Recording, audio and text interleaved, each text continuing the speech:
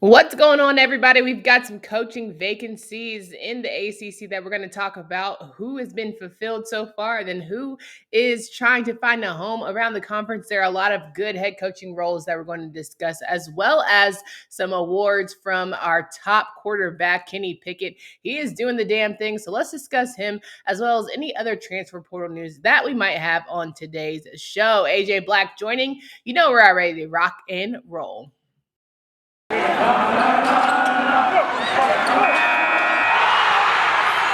are Locked On ACC, your daily podcast on the Atlantic Coast Conference. Part of the Locked On Podcast Network, your team every day.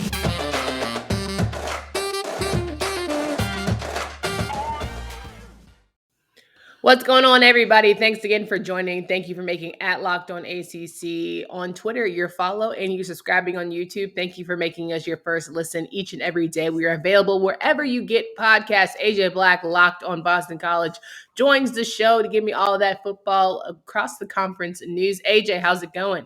Hey, I can't complain. It's Christmas season up here in the Northeast. We're going to get our first snowstorm tomorrow. I'm getting excited. Ooh. Yeah, did you watch the Bills and the Patriots and that snowstorm? Is that typical, like around Chestnut Hill area, or is it a little more calm? That was a little bit more calm than what I've seen. I mean, we get this tomorrow's just going to be a dusting to 3 inches, which up here is that's just a normal day. So nothing big there, but we'll be on later in the winter when we get 18 to 24 inches, and we'll talk about it then. What does the weather drop to? What is usually the temperature? Oh man, so it can get as cold like during a storm as low as like 8-10 degrees. Oh God. Okay. Cool. Yeah. Like North Carolina can get cold like that, but we don't necessarily get the snow. So I don't know what I'd rather have snow. Like if you're gonna do it, right? Let's commit. Let's go all the way. Let's be freezing if we're gonna freeze. Give me some snow action. Make it a winter wonderland out here. But that's not the case down North Carolina, and clearly it's also not the case down there in Miami. As Marie, I was about to get on my accent. Listen, we have all these accents going on lately, but Mario Cristobal is joined the Miami program as the head coach after much controversy, and he is the first of many coaching vacancies that are around the coastal right now in our conference. What were your initial thoughts when you heard that he was going to be the head coach? And I mean, after leaving Oregon situation, that's pretty dang sexy, if you ask me. Someone who clearly knows how to win, right? Led Oregon to 2 Pac-12 titles, 3 straight appearances in the conference championship, and he won 2 bowl games, and including the 2020 Rose Bowl. So I'm like, okay, what about Miami made you say, yes, I need to get the Coral Gables stat? So to me, it has to be something family or like location wise, because anything else I've been talking to myself, it doesn't make sense. So like, you're right though. Like Oregon is like an established program. They had the Rose Bowls. They were a top 10 team. They were, he's doing really well. Why in the heck would you do that? Like leave that to go to Miami, which hasn't been relevant. And I know there's a Miami fan that listens and chirps at us. Hasn't been relevant in 20 years. And let's be real with that. They really haven't done much. I guess, it's his alma mater, and maybe he wants to get that feel back and get the U returning. But the whole situation itself was gross. Yeah. I don't have much love for Manny Diaz, and listening to the stories of former Temple players where he basically did the same thing to them that Miami did to him. Mm-hmm. I kind of lost my empathy for him because Mm-hmm. he did basically leave. I think he had and convinced 17 Temple players to sign early and then just ditched him for Miami. So my Manny Diaz empathy meter kind of dips pretty low. But even with that, like this whole situation, it just seems so backwards. Like if you're gonna commit to if you're courting another coach, just can Manny Diaz. Yeah. Like don't even you've cut his legs out from under him. He can't recruit. And the players he's gonna lose the locker room because they don't respect him now. Yeah. So just get rid of him. And if you can't get, if you can't get Mario Cristobal and you have to go someplace else, just name an interim for a year. If you can't get what you want, just tread water for a year with some guy that I don't know, Ed Reed.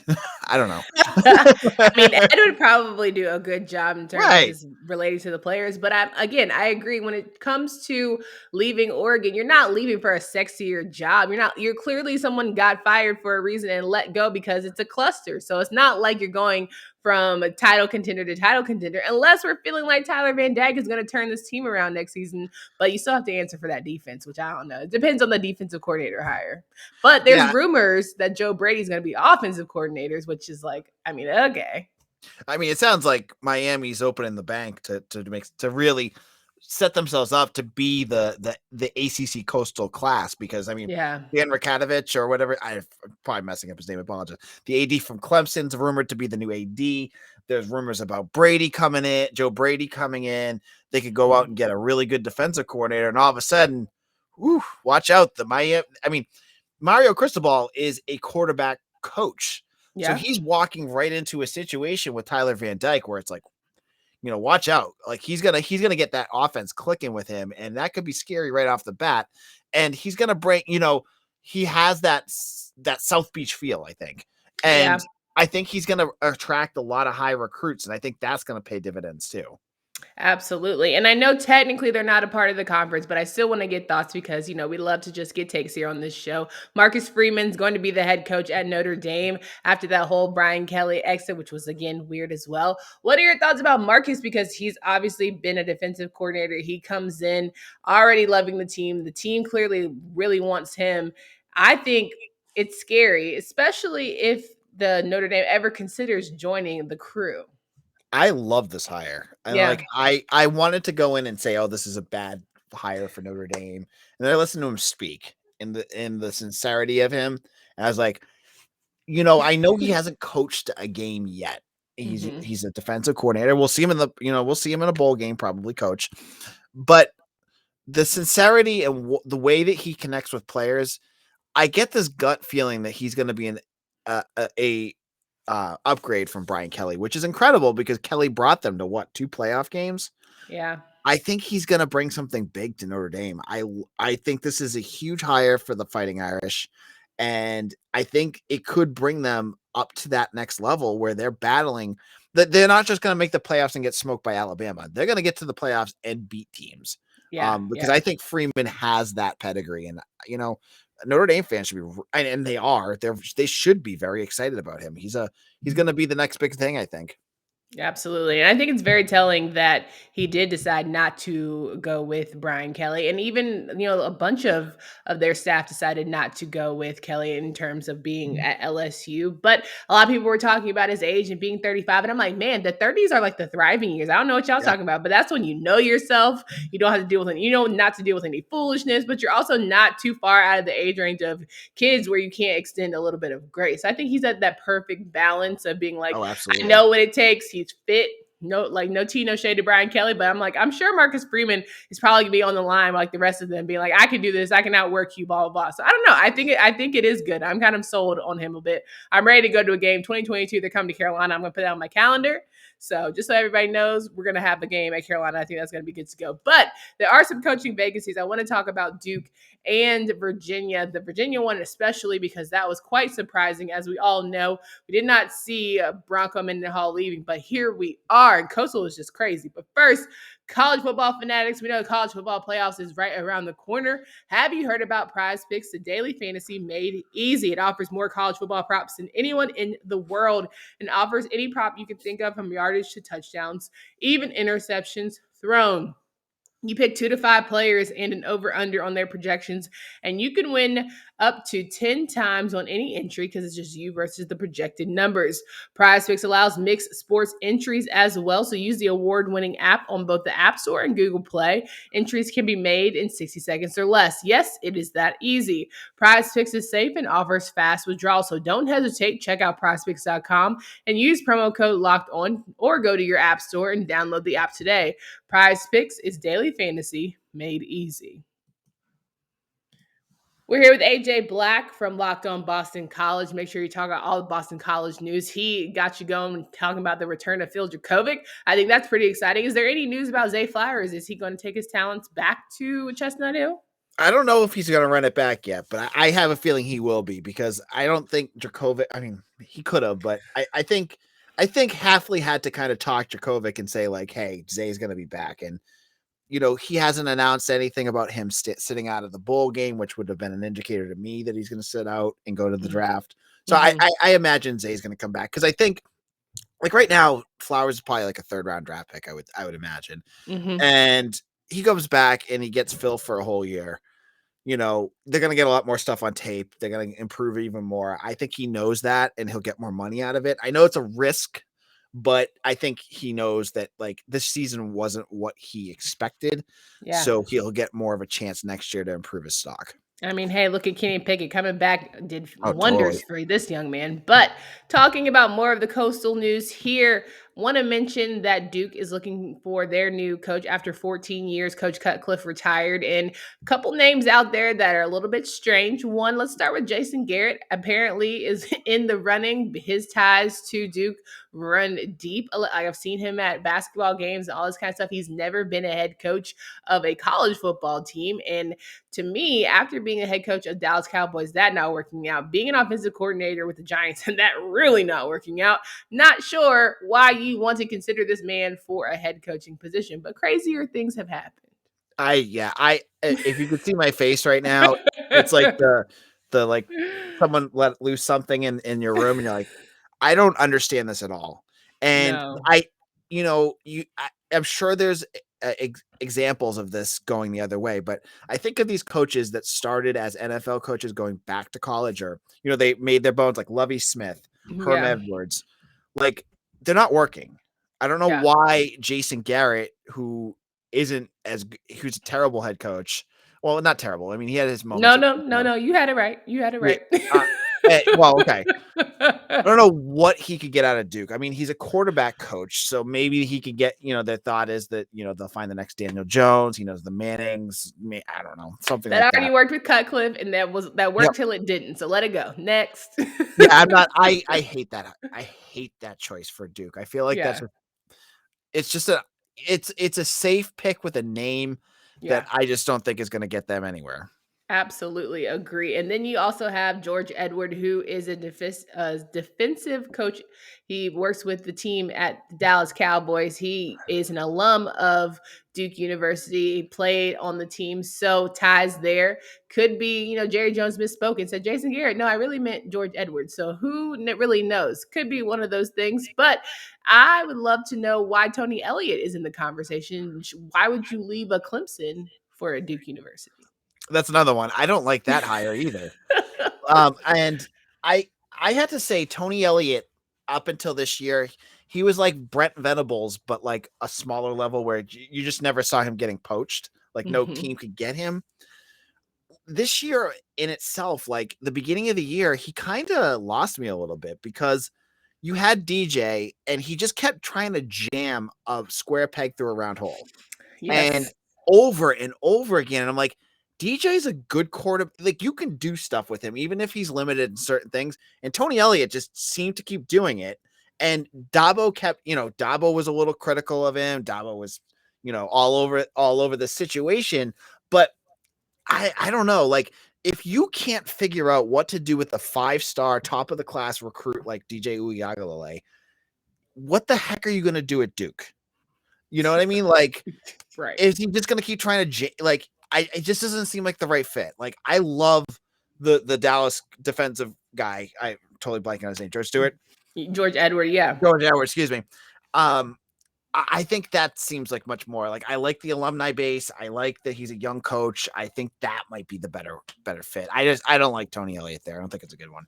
Yeah. Well, I also think that George brings that feel because there are a lot of loyal Duke people. Right. Mm-hmm. Like a lot of fans are simply loyal to Duke for whatever reason. They love them some Duke football. So I think that's a big thing there.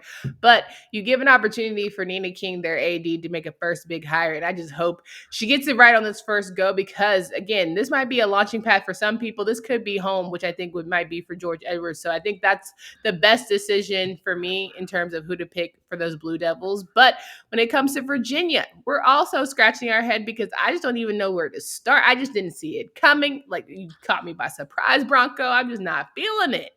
Yeah, I get it though. Like Yeah. coaching football is a grind. Yeah. And those guys, it's not what you hear when they talk. Like you'll hear them mention it, but like those guys, they just live and breathe football. And so Mhm. I don't know what's going on with his family life, but it seemed like that. Like he seemed like he had like that coming to God moment where he had to kind of reassess where his values are in his life. And I don't know, maybe he just doesn't feel like he's seen his family enough. It was hard to tell, but I respect that. Like Yeah. because I hear like Jeff Halfley, when I'm at a press conference with him talking about how he misses all his daughter's stuff because he's on the road doing recruiting, there's all those moments they miss. And, maybe he had that moment, but I don't know. Like, again, just like Duke and UVA, the list of like potential head coaches is kind of weak. Like Bronco Mendenhall, when he took that job at UVA, he was the head coach of BYU. And Mhm. like that's a big get for them. Now to hear that they're going after like the co-defensive coordinator / safety coach of Penn State, Yeah. I don't know. It seems like that seems like a real reach and a real question mark. Like you don't know what he's gonna do. It's not Bronco Mendenhall, who had a good track record. You're going with a guy that isn't really an experienced head coach.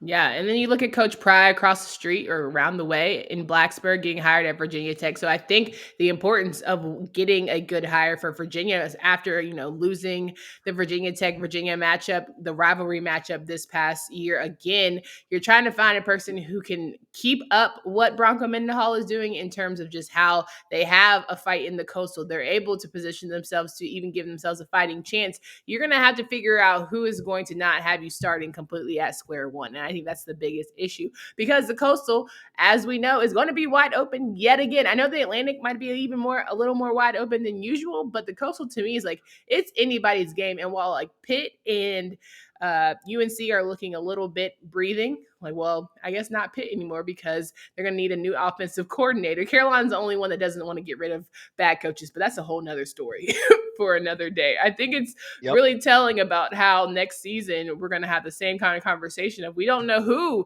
is going to make a leap or who is going to stink it up when it comes to that side of the division. I think when it comes to Atlantic, though, I don't know. I'm feeling good about Boston College. I say this maybe every year now that Coach Hafley's there, but I feel like there's a lot going on in the Atlantic side where people are starting to feel like they're going to be some major players in that top half of that division.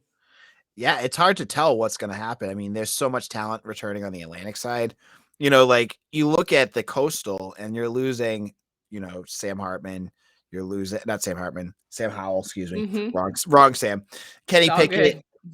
and you could have Tyler Van Dyke be the big one next year. But then you look Mm-hmm. at the Atlantic. You have DJ, you have Phil Dracovic, Malik Cunningham. You have Travis. Blank his name, Jordan Travis of Yep. Florida State. Mm-hmm. You have Devin Leary. You have all these great players on the Atlantic side. That to me seems like it could be really wide open. And all the credit to Clemson. I don't know if they're going to get gutted by their coaching staff, Mm. but they look at by the end of the year like one of the best teams in the Atlantic. So will they do that Yep. again next year?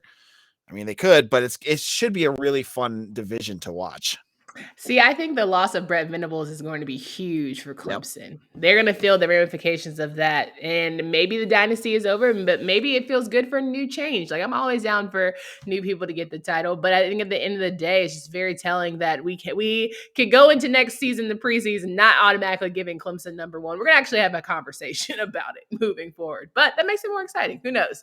Well, I want to get into a couple of big things wrapping up here, talking about Kenny Pickett. Of course, we know after the ACC championship, the man is still on a roll and will be taking a trip to New York. But let's talk about the fact that the college football playoffs again are still on their way, and BetOnline has had you covered all season long. So don't look any further than this number one spot for all of your sports action. Head to the new updated desktop or mobile website to sign up today and receive a 50% welcome bonus on your first deposit. Just use promo code locked on to receive your bonus. From basketball, football, NHL, boxing, right to your favorite Vegas casino games, don't wait to take advantage of all the amazing offers available for the 2021 season. BetOnline is the fastest and easiest way to bet on all your favorite sports. BetOnline is where the game starts. Head to betonline.ag. You get the best of both worlds, delicious and healthy. That's why you should try Built Bar. So many flavors. Built Bar gives you that extra fuel. People are passionate about their favorite flavor, whether they try double chocolate cookies and cream, peanut butter brownie, or mint brownie and raspberry. Don't bring up your favorite Built Bar flavor at the family parties. People can very much so get sensitive. Tell Santa to throw a few Built Bars in your stocking this season. Dip your Built Bar in a piping hot cup of cocoa while you're sitting by the fire, whatever you desire. Even if you want some marshmallowy treats around the holidays, Built Bar has you covered with Built Bar Puffs. Go to Built.com, use promo code LOCK15 and get 15% off your order. Again, LOCK15 for 15% off at Built.com. Wrapping up the show here with AJ Black, locked on Boston College. Of course, Kenny Pickett is taking his talents to New York as he is a Heisman finalist. Congrats to him. That's a big time award, especially for a guy that coming into the season, nobody really expected the Pitt train to be rolling. Only a few, but nevertheless, they were a very small number. And now he is just having an incredible senior season. And I think it really speaks to, sticking with one program, sticking with Narduzzi, sticking with your school, and being able to see your senior year kind of come to life in a very positive way. Yeah, I mean, he had the chance to go last year into the draft, and he chose not to. He chose to come back, and he had a legendary season for a program like Pitt that, was dying to get something big to happen. And I admit again that I was tough on Narduzzi. I think I referred to him as the, Pitt's version of Steve Adazio, but I'll swallow some humble pie here. It's He looked okay. great. He did a great job. That defense against Wake Forest did incredible. They shut down Sam Hartman for 4 interceptions. And so he's done it. And you get and Kenny Pickett not only was a great quarterback, but was really fun to watch. And I don't know, did you talk? I apologize, I didn't listen to Monday or Tuesday show. Did you get to talk about the slide or the fake slide? We did talk about it on Monday, and of course, with Kenton being this strong defensive person that he is, we were not feeling it. But I didn't feel it either, because I think that at the end of the day, when you look at the replay, you see how the Wake Forest guys stood up. It was really kind of shiesty. I'm right there with you. What are they supposed to do? Right? Yeah. So, but that being said, it'll be a one-time thing and they'll probably rule it out eventually. So hopefully that'll be it. But he's moved himself up and he's made himself the money. You hear all the horror stories of all the people that get hurt, and that's a good warning sign for a story for a lot of people, right? But Kenny Pickett has the story of the guy that's going to go in and he's going to make himself a ton of money. You know what I mean? He built up himself a brand that's going to get drafted, first round. I've seen him in the top 15 picks. He was nowhere near that at the end of last year, right? So this is such a great story for the ACC. We see all the ACC network commercials that have Trevor Lawrence all over it. We're going to put Kenny Pickett in there next year because that's true. Lawrence, never won a Heisman. I don't think Kenny Pickett will win it either, but I love his story, and as a Boston College fan, all the story now is, will Phil Dracovic be the next Kenny Pickett next year? I'm telling you what, I feel like if he can stay healthy, he'll certainly make the case. And there, like I said, Boston College was in a lot of games last season that I think if Phil had been in the game, we'd be having different conversations as opposed to Dennis Grosel. But I also think that Kenny was a man who just really wanted to be a great leader for his team, and he showed that through discipline. And look, Pitt took 6 guys to the league last year. Who knew what they were going to be? Only Pitt knew, because I sure didn't think that they were going to be any noise. I was talking about De'Aaron King. I was talking about Mackenzie Milton. I was talking about Sam Howell. I was ready for everybody else to step up, even Devin Leary. I was never thinking about Kenny in this way, and I'm just happy that he proved us all wrong at the end of the day. I think we all thought even DJ was going to have a breakout game, like I say every episode, but that never really came to pass. So I think it's a wide open league for next year, but if you can see a Kenny Pickett, if anything, is very telling about the endless possibilities if you just keep at it. Yeah, I mean, exactly right. He's the story of the ACC this year, right? Of all the guys, I mean, if going into the season, as you just said, he wouldn't have been even the top 10 choices probably of being a possible MVP. That being said, I did remember saying earlier this year that I was thoroughly impressed against his play against Boston College last year. When I remember last year I saw glimpses of it where I think he broke something in his foot and he just kept playing and he almost beat BC with like 1 foot. And that was his thing. Like, and I was like, I left that game going, man, he is good. And you didn't see like the whole picture of what he could do, but it all came out this year. And he's going to go down with one of the greatest, seasons in ACC history. Anytime you can pass a Dan Marino record within your own program, school history, then, you obviously are doing a big thing. So it'll be unique to see how his season progresses in the bowl game as they're headed to the Peach Bowl. And then next week, AJ and I will be giving you some bowl previews as we've got 9 teams nine or 10 teams taking their talents. I got to remember. Sorry, it's been a long day, people. Got to have some good bowl prediction talk. There are some good ones. There might be some ugly ones. It's all going to be a good mix there. AJ, it's always a pleasure to have you on the show. Can you please remind folks of where they can find you, follow your work? Of course. I am the host of Locked On Boston College. We're talking football, but we're also talking about the Sickos and BC basketball. We've got a whole new fan base that's really excited about BC basketball. So we've been chatting a lot about the Sickos movement and the Protect the Nut, which is hashtagged. Okay. Get it, Chestnut Hill, Protect the Nut. And I was a little worried about that being something a little bit too edgy, but the school started using it, so it's not just the fans. So they're on it, and so I'm talking basketball because BC started off with a huge win over Notre Dame last week. They did. And they're playing really good basketball right now. And so if you want to hear more about BC basketball, check it out. We'll be talking about football, recruiting, everything on Locked On BC. You can follow me on Twitter at AJBlack_BC. And I'm the editor and publisher of BC Bulletin. Check out my work there as well. Thanks, Candace. Yeah, of course. Grant definitely put y'all on notice that the team was going to be better. So that's one. But y'all could have definitely said, say it with your chest or protect the chest before you protect the nut. But I'm fine. No, it's okay. It's okay. I mean, it is what you know what? I have to stand back because this is the fans doing this. And I am just happy that there's fans following the team right now, right? Because you look at Connie Farm and it's dead week after week. The fact that there's a fan base that's actually getting into it, I'm pumped because I've been talking about BC basketball for years to like deaf ears, and it's great. And if you are listening and you don't really care about BC basketball, the one thing that is thoroughly enjoyable for anyone is after every game, Earl Grant does a dance with his team. I don't know if you've caught the videos, Candace. Not yet. I'm going to be go to looking that BC up. Basketball Hoops, their Twitter account. He does a dance with their players, and you can just see the real joy in the way he's connecting with the team. It's just fun. It's just awesome, and it's showing where the program's going. And I think fans are really catching on to it.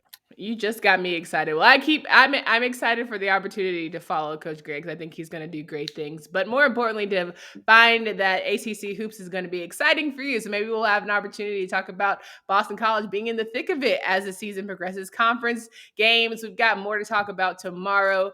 We are going to have just me. Tyler Aki is on vacation, so I know you guys are super pumped about that. And then we have Friday Drizzy Drake. So make sure you guys come back at Locked On ACC. We can follow us on Twitter. You can subscribe on YouTube. We're almost to 1,000 subscribers. So, go ahead and do what you got to do. We appreciate you. For Candace Cooper and AJ Black, until next time.